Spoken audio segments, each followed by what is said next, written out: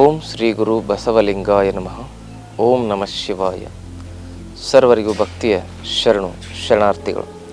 ನಾನು ನಿಮ್ಮ ಯೋಗ ಗುರು ವೈದ್ಯ ಶ್ರೀ ಚನ್ನಬಸವಣ್ಣ, ಶ್ರೀಗಂಗಾ ಯೋಗ ನಿಸರ್ಗ ಚಿಕಿತ್ಸಾ ಹಾಗೂ ಆಯುರ್ವೇದ ಸಂಶೋಧನಾ ಕೇಂದ್ರ, ಆರೋಗ್ಯ ಮಹಾಮನೆ, ಬೆಂಗಳೂರು, ಹುಬ್ಬಳ್ಳಿ, ಧಾರವಾಡ ಹತ್ತಿರ, ಮುರುಕಟ್ಟಿ. ತಮ್ಮೆಲ್ಲರಿಗೂ ನಮ್ಮ ಯೂಟ್ಯೂಬ್ ಚಾನಲ್ಗೆ ಭಕ್ತಿಯ ಸ್ವಾಗತ. ಆದ್ಮೇಲೆ ಇವತ್ತಿನ ಸಂಚಿಕೆಯಲ್ಲಿ ವೆರಿಕೋಸ್ ವೇನ್ಸ್ ಈ ಸಮಸ್ಯೆಗೆ ಮನೆಮದ್ದು ಹಾಗೂ ಪ್ರಾಣಾಯಾಮದಿಂದ ಪರಿಹಾರ, ಈ ಕುರಿತಾಗಿರ್ತಕ್ಕಂಥ ಮಾಹಿತಿಗಳನ್ನು ನೋಡೋಣ. ವೆರಿಕೋಸ್ ವೇನ್ ಸಮಸ್ಯೆ ಯಾಕೆ ಬರುತ್ತೆ ಅನ್ನೋದನ್ನು ಸ್ಪಷ್ಟವಾಗಿ ತಿಳ್ಕೋಬೇಕು. ಈ ಸಮಸ್ಯೆ ಬರಲಿಕ್ಕೆ ಮುಖ್ಯ ಕಾರಣಗಳು ಅಂತ ಹೇಳಿದರೆ, ಹೆಚ್ಚು ಹೊತ್ತು ನಿಂತು ಕೆಲಸ ಮಾಡೋದು, ಹಾಗೆ ಹೆಚ್ಚು ಹೊತ್ತು ಕುಳಿತು ಕೆಲಸ ಮಾಡ್ತಕ್ಕಂಥದ್ದು. ಅದು ಚೇರ್ ಮೇಲೆ ಕುಳಿತುಕೊಂಡು ಕೆಲಸ ಮಾಡ್ತಕ್ಕಂಥ ಒಂದು ಪರಿಸ್ಥಿತಿಯಿಂದ ಹೆಚ್ಚು ಆ ಒಂದು ಸಮಸ್ಯೆಗಳನ್ನು ನಾವು ಎದುರಿಸಬೇಕಾಗ್ತದೆ. ಹಾಗೂ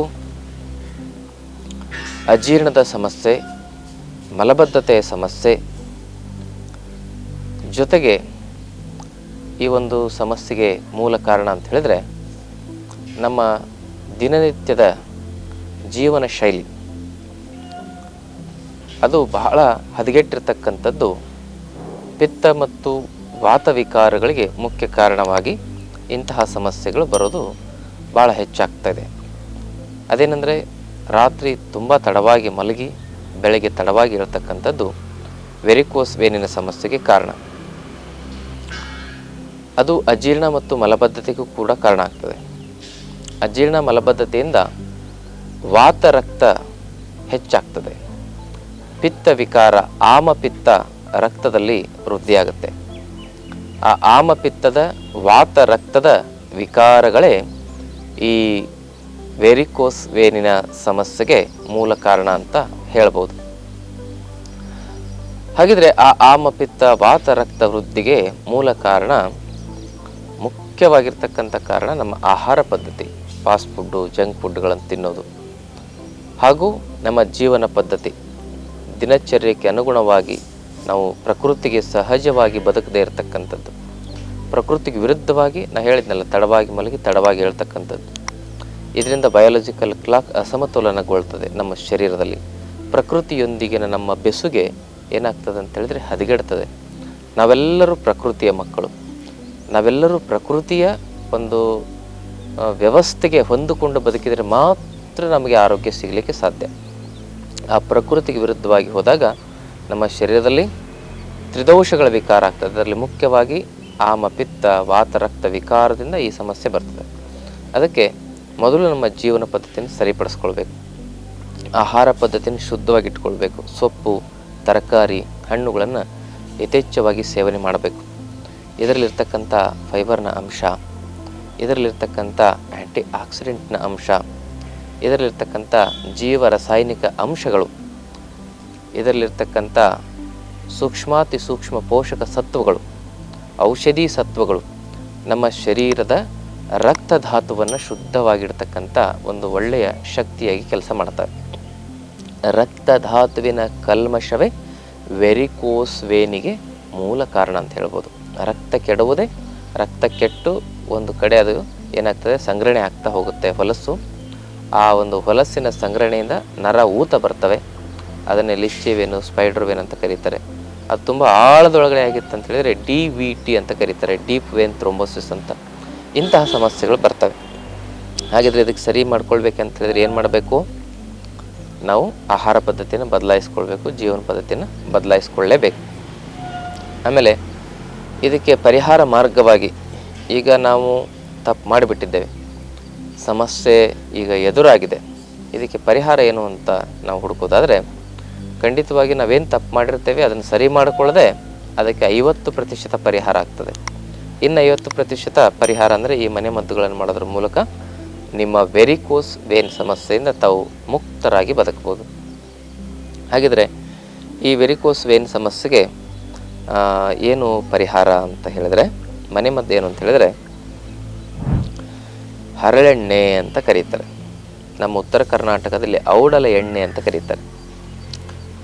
ಆ ಎಣ್ಣೆಯನ್ನು ರಾತ್ರಿ ಮಲಗುವಾಗ ಒಂದು ಗ್ಲಾಸ್ ಬಿಸಿ ಹಾಲಿನಲ್ಲಿ ಒಂದು 2-3 ಚಮಚ ಸೇರಿಸಿ ಸೇವನೆ ಮಾಡಬೇಕು. ಇದನ್ನು ಪ್ರತಿದಿನ ಮಾಡಬೇಕು. ಕನಿಷ್ಠ ಪಕ್ಷ 3 ತಿಂಗಳು ಇದನ್ನು ಸತತವಾಗಿ ನಾವು ಮಾಡಬೇಕು. ಗರಿಷ್ಠ 4-5 ತಿಂಗಳವರೆಗೂ ಮಾಡ್ಬೋದು. ಕನಿಷ್ಠ 3 ತಿಂಗಳು ಮಾಡ್ಬೋದು. ಹೀಗೆ ಮಾಡಿದರೆ ನಮ್ಮ ಶರೀರದಲ್ಲಿ ವಾತ ರಕ್ತ ವಿಕಾರಗಳು, ಆಮಪಿತ್ತದ ವಿಕಾರಗಳು ದೂರವಾಗಿ ವೆರಿಕೋಸ್ ವೇನು ಒಳಗಿನಿಂದ ಏನಾಗ್ತದೆ ಅಂತೇಳಿದರೆ ಶುದ್ಧೀಕರಣವಾಗ್ತಾ ಮತ್ತು ನರಗಳ ಬ್ಲಾಕೇಜಸ್ಗಳು ಕಂಪ್ಲೀಟಾಗಿ ಸ್ವಚ್ಛವಾಗಿ ಆ ವೆರಿಕೋಸ್ ವೇನ್ ಸಮಸ್ಯೆಯಿಂದ ನಾವು ಪರಿಹಾರವನ್ನು ಕಂಡುಕೊಳ್ಳಬಹುದು. ಇನ್ನು ಹೊರಗಡೆ ಕೆಲವೊಂದಿಷ್ಟು ಅಪ್ಲಿಕೇಶನನ್ನು ಕೂಡ ತಾವು ಮಾಡಿಕೊಳ್ಬೋದು. ಅದೇನು ಅಂತೇಳಿದರೆ, ಹರಳೆಣ್ಣೆಯನ್ನು ತೆಗೆದುಕೊಳ್ಳಿ. 1 kg ಹರಳೆಣ್ಣೆ, ಅದರಲ್ಲಿ ಅತಿ ಬಲ ಅಂತ ಬರ್ತದೆ. ಅತಿ ಬಲ ಅಂತಕ್ಕಂಥದ್ದು ಒಂದು ಔಷಧಿ ಸಸ್ಯ ಬರ್ತದೆ. ಅದರ ಎಲೆ ಮತ್ತು ಕಾಂಡವನ್ನು ಏನು ಮಾಡಬೇಕು, ಜಜ್ಜಿ ರಸ ತೆಗಿಬೇಕು. ಸ್ವಲ್ಪ ನೀರು ಹಾಕಿ ಜಜ್ಜಿ ಅದರ ರಸ ತೆಗಿಬೇಕು. ಅದರ ಸ್ವರಸ ಅಂತ ಹೇಳ್ತಾರೆ. ಅದೆಷ್ಟಿರಬೇಕು ಅಂತೇಳಿದರೆ, ಒಂದು 1/4 ಲೀಟ್ರ್ನಷ್ಟು ಅದರ ಸ್ವರಸವನ್ನು ತೆಗೆದುಕೊಳ್ಳಿ. ಅದನ್ನು ಜಜ್ಜಿ ಮಿಕ್ಸಿಗೆ ಹಾಕ್ಬೋದು ಅಥವಾ ಜಜ್ಜಾದರೂ ಅದನ್ನು ಚೆನ್ನಾಗಿ ಪೇಸ್ಟ್ ಮಾಡಿ ಅದನ್ನು ಬಟ್ಟೆಗೆ ಹಾಕಿ ಹಿಂಡಿದರೆ ರಸ ಬರ್ತದೆ. 1/4 ಲೀಟ್ರ್ನಷ್ಟು ಅದರ ರಸ ಅಂದರೆ 250 ml. ಆಮೇಲೆ 250 ml ಏನು ಅಂತೇಳಿದರೆ ಉತ್ರಾಣಿ ಎಲೆ ಮತ್ತು ಅದರ ಕಾಂಡದ ಸ್ವರಸವನ್ನು ತೆಗಿರಿ. ಅದು ಒಂದು 250 ml. ಇನ್ನು ಈ ಬಿದಿರಿನ ಎಲೆ ಅಂತ ಬರ್ತದೆ, ಬಿದಿರಿನ ಎಲೆ, ಆ ಬಿದಿರಿನ ಎಲೆಯ ಒಂದು ಸ್ವರಸ ಅದು ಕೂಡ 250 ml ತೆಗಿರಿ. ಜಜ್ಜಿ ಅದನ್ನು ಚೆನ್ನಾಗಿ ರಸ ತೆಗೆಯೋದು.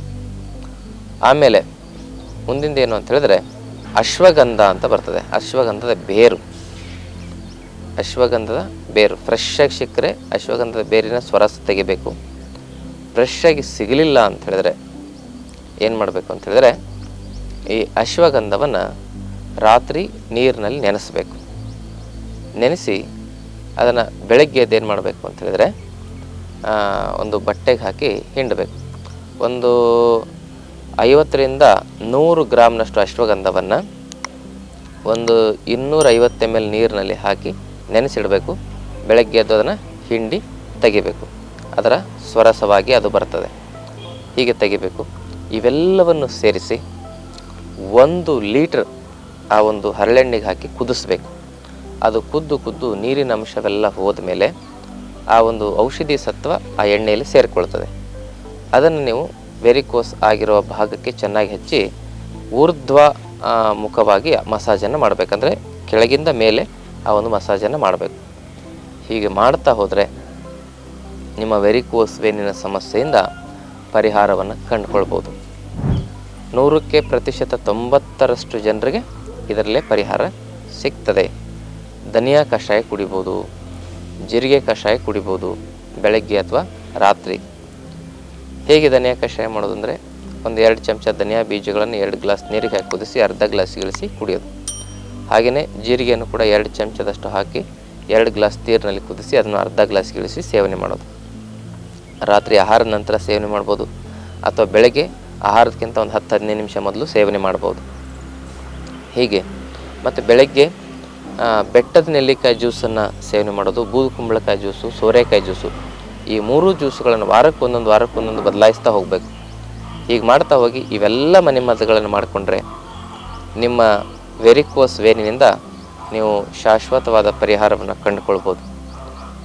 ಇದಿಷ್ಟೆಲ್ಲ ಮಾಡಲಿಕ್ಕೆ ತಮಗೆ ಅನುಕೂಲತೆಗಳು ಆಗ್ತಾ ಇಲ್ಲ ಅಂತ ಹೇಳಿದ್ರೆ ಅದಕ್ಕೆ ಸಂಬಂಧಪಟ್ಟಿರತಕ್ಕಂಥ ಔಷಧಿಗಳು ಆಯುರ್ವೇದದಲ್ಲಿ ಸಿಗ್ತವೆ. ನಾವು ಇದಕ್ಕಾಗಿ ವೆರಿಕೋಸ್ಗೆ ಅಂತೇಳಿ ಗುಲ್ಮನಾಶಕ ತೈಲ ಹಾಗೂ ನಾಡಿ ಶುದ್ಧಿ ಕ್ಯಾಪ್ಸುಲ್ ಕಷಾಯಗಳನ್ನು ಕೊಡ್ತೇವೆ. ಅದನ್ನು ತಾವು ಬಳಕೆ ಮಾಡಿಕೊಂಡು ತಮ್ಮ ವೆರಿಕೋಸ್ ವೇನಿಂದ ಪರಿಹಾರ ಕಂಡುಕೊಳ್ಬೋದು. ಒಂದು ಮಾತು ನೆನಪಲ್ಲಿಟ್ಕೊಳ್ಳಿ, ಒಂದು ಬಾರಿ ನಾವು ಗುಣ ಮಾಡಿಕೊಂಡ ಮೇಲೆ ಮತ್ತೆ ಬರದಂತೆ ನೋಡ್ಕೊಳ್ಳೋದು ಬಹಳ ಮುಖ್ಯ. ಆಗ ಔಷಧಿ ತೆಗೆದುಕೊಳ್ತಾ ಇದ್ದೇವೆ ಅಂದರೆ ಅದರ ಜೊತೆಗೆ ಪತ್ತೆ ಮಾಡೋದು ಕೂಡ ಬಹಳ ಮುಖ್ಯ. ಔಷಧಿಯಿಂದ ಪರಿಪೂರ್ಣ ಪರಿಹಾರ ಅಲ್ಲ, ಔಷಧಿ ಜೊತೆ ಪತ್ತೆ ಮಾಡಬೇಕು. ಹಾಗೆ ಆದಮೇಲೆ ಒಂದು ವಿಶೇಷ ಸೂಚನೆ ಏನು ಅಂತ ಹೇಳಿದ್ರೆ, ನಮ್ಮ ಆಶ್ರಮದಲ್ಲಿ ಪ್ರತಿ ತಿಂಗಳು 5 ದಿನದ ವಿಶೇಷ ಯೋಗ ತರಬೇತಿ ಶಿಬಿರ ಇರ್ತದೆ. ಅಲ್ಲಿ ಆರೋಗ್ಯವಾಗಿ ಬದುಕಲಿಕ್ಕಾಗಿ ಆಹಾರ ಪದ್ಧತಿ, ಜೀವನ ಪದ್ಧತಿ, ಯೋಗ, ಧ್ಯಾನವನ್ನು ತಿಳಿಸ್ಕೊಡ್ತೇವೆ.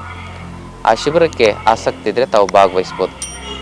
ಚಾನಲ್ನ ಸಬ್ಸ್ಕ್ರೈಬ್ ಮಾಡ್ಕೊಳ್ಳಿ. ಈ ವಿಡಿಯೋನ ಎಲ್ಲರಿಗೂ ಶೇರ್ ಮಾಡಿ. ತಮ್ಮೆಲ್ಲರಿಗೂ ಶರಣಾರ್ಥಿ.